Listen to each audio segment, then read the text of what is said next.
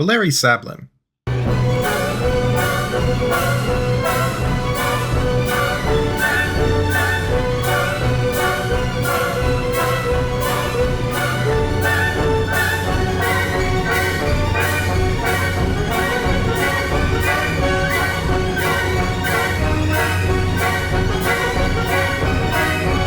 Alright, I got it. He's in that Hoi 4 mod with a terrible UI.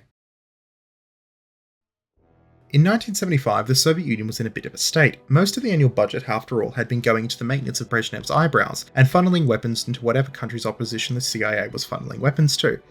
But during this magical time of kleptocratic insanity, and bodging at new nuclear power plants, which totally won't come back to haunt them in 11 years, the average person in the Soviet Union kind of noticed things were getting a bit crap. As in really crap. As in, oh god, the economy is dying crap, but hey, never mind, let's laugh at the silly Americans for the fall of Saigon on the 30th of April. Imagine that. Intervening in a war, only having to withdraw. Wouldn't be us! Anyway.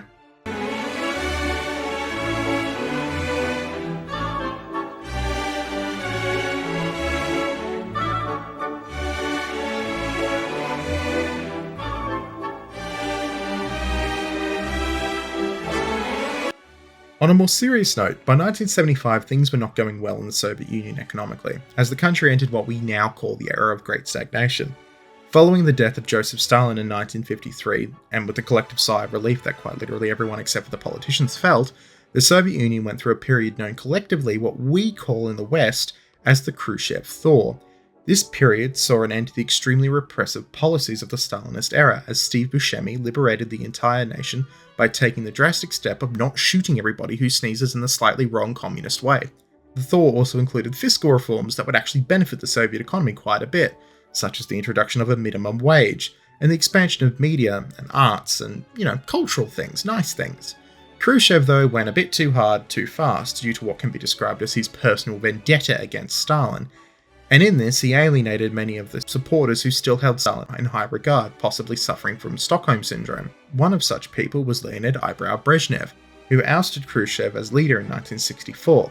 And although initially the Soviet economy would prosper, because Khrushchev had done all the nice things, and Brezhnev wasn't the worst initially, Brezhnev's reintroduction of Stalinist policies would signal the end of that thaw, and it began to inhibit economic growth. To put it plainly, the Soviets decided to spend more and more money on their military and not other silly things like, the proletariat. Guess what? You can't eat a T-Series tank. Right into space, though. The slowing of the Soviet economy matched up perfectly with the beginning of a gerontocracy within the Soviet Union. That's when you have really old people in government who, should have retired anyway. Congress. Anyway, this furthered the lag being experienced by the USSR against its Western adversaries. Brezhnev's much more violent reaction to anti-communist uprisings such as the Prague Spring in 1968, where we get the term tanky from, furthered the USSR's return to a more oppressive state, with a leader doing his best to role-play Stalin. Brezhnev was particularly angsty when it came to ensuring that communism remained in place in the Soviet satellites. Generally speaking, in an attempt to overcome the economic depression, the Soviet Union attempted large infrastructure projects, in particular in the field of atomic energy, to provide cheaper alternatives to power the state. The lack of resources caused by the economic situation led to unsafe practices, and the bureaucrats, each attempting to fulfill orders given from the level above them and trying to one-up each other to steal each other's jobs and, communist Soviet things. Meanwhile, in the background, the Soviets weren't entirely blind to just how shitty things were getting under their dear leader. Some of these people even had guns, and on the 8th of November, one of them, having a sudden rush of shit to the brain and thinking this would end in any other way than a loud bang in a hole in his head, decided to channel the voodoo of Lenin and bring sexy back to the Soviet Union by using the ship he was on to imitate the famous Aurora. Valery Sablin, by all accounts a very highly competent naval officer who had quite a brain and was quite a good graduate, was going to stoke the fires of revolution and bring communism back like it was 1917 all over again.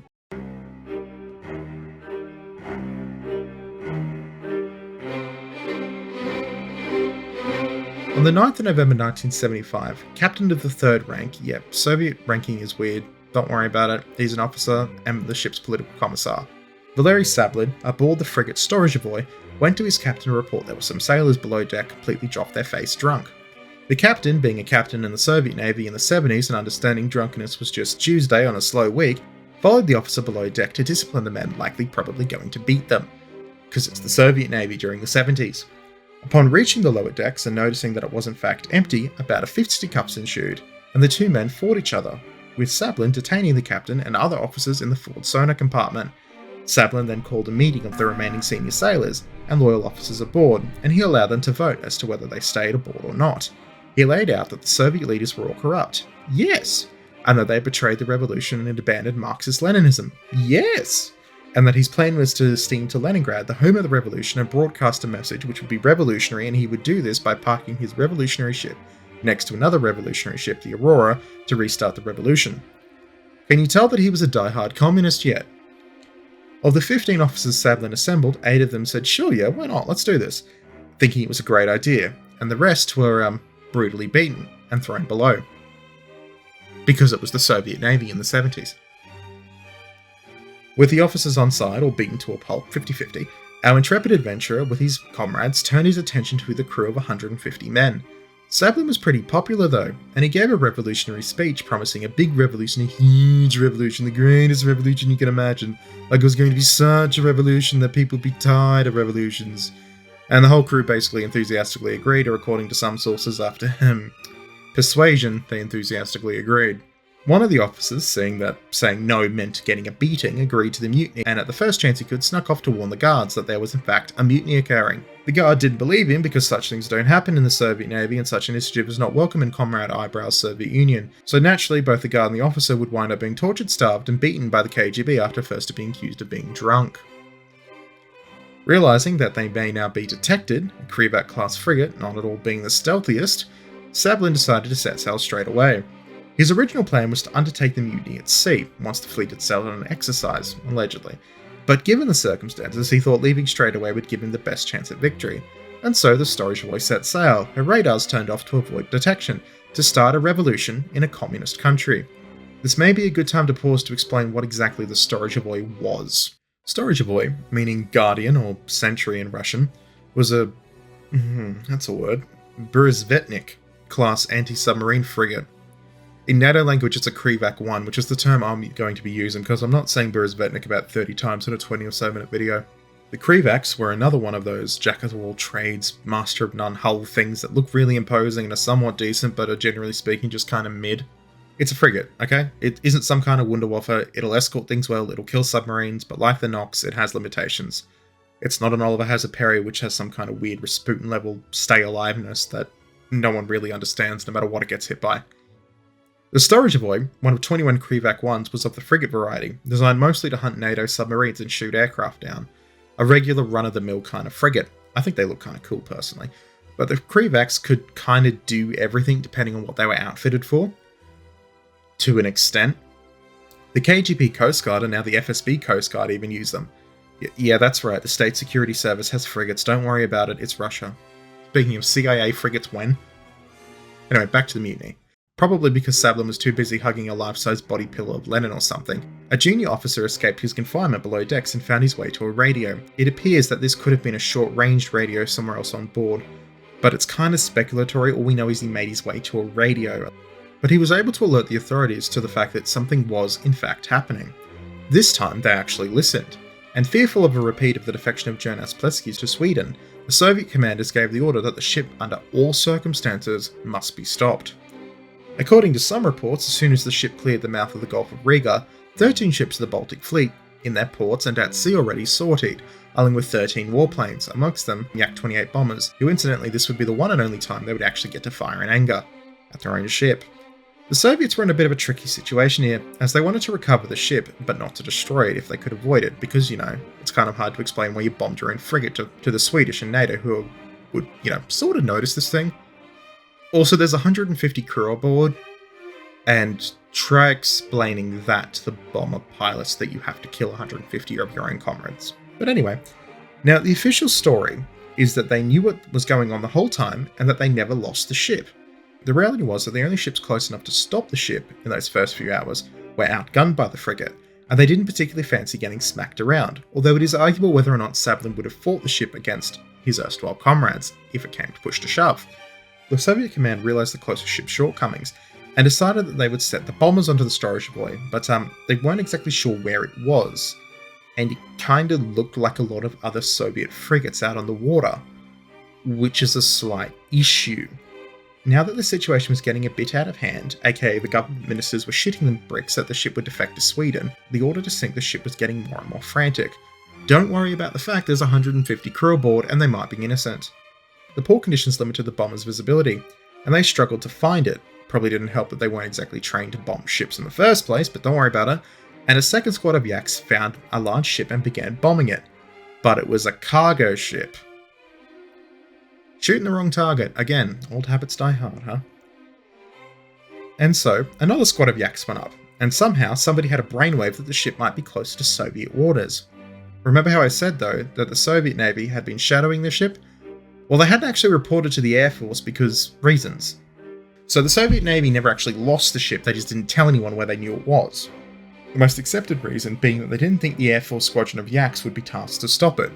There was still one yak from the 2nd Bomber Squadron in the air though, and it was over near Gotland, and it found 2 large frigates in the water. One of them was the flagship of the Pursuit Squadron, and after getting really low and disobeying orders, the other was the Storozhevoy. The bomber proceeded to drop multiple payloads both in front of and behind the ship in an attempt to disable her, as well as firing their cannons into the sea.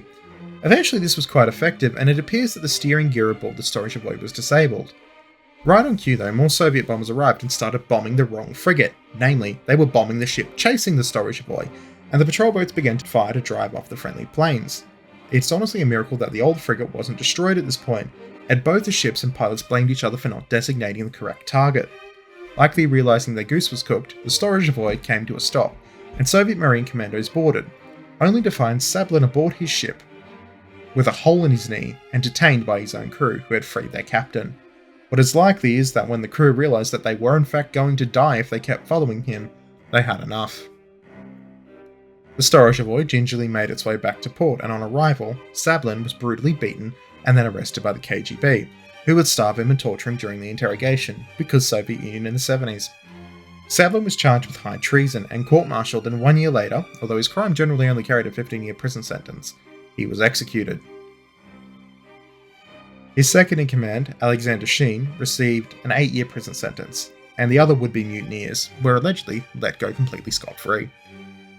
Allegedly, and according to some sources, the KGB, feeling like they hadn't rammed the message home hard enough, beat the ever-loving crap out of significant portions of the Storozhevoy's crew, including the captain who was locked below. This is just allegedly, I'm not entirely sure. It's possible that they were just sent off and told to bugger off, which we all kind of think happened anyway. When we know it happened anyway to an extent because the ship was completely given a new crew, not even 6 months after the incident. The Soviets were genuinely quite embarrassed by the whole fiasco, and they quickly ordered the Storozhevoy with that brand new crew to be redeployed to the Far East, and she departed in early 1976 for Petropavlovsk. The rest of her career being relatively quiet, the only notable thing being that she made a port call to the then Ethiopian port of Massawa, modern-day Eritrea, in 1980, and in June 2002 she was sold to an Indian breaker for scrapping. As for Sablin, the Soviets spun a yarn that Sablin's intention was to defect to the United States, which, if you understand the geography of Riga and the Baltic Sea, kinda checks out but not really. Sablin originally had to sail west to get out of the Gulf of Riga, which makes him have to go towards Scotland and Sweden, which makes the story believable. The reality was that Sablin was going north to Leningrad. The Soviet lie was generally though quite believable, and it would actually take until the end of the Cold War for the rest of the West to find out that Sablin never actually intended to defect.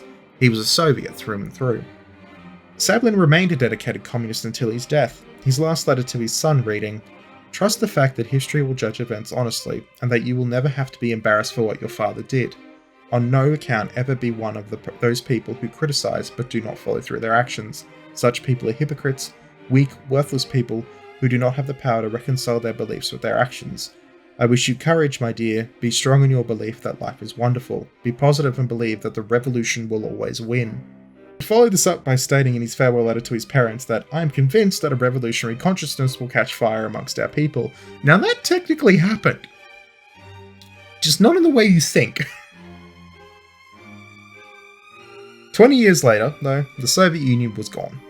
And ultimately, What Savlin did, in many ways, can be seen as being done for no reason at all. As an interesting anecdote, the American researcher Gregory D.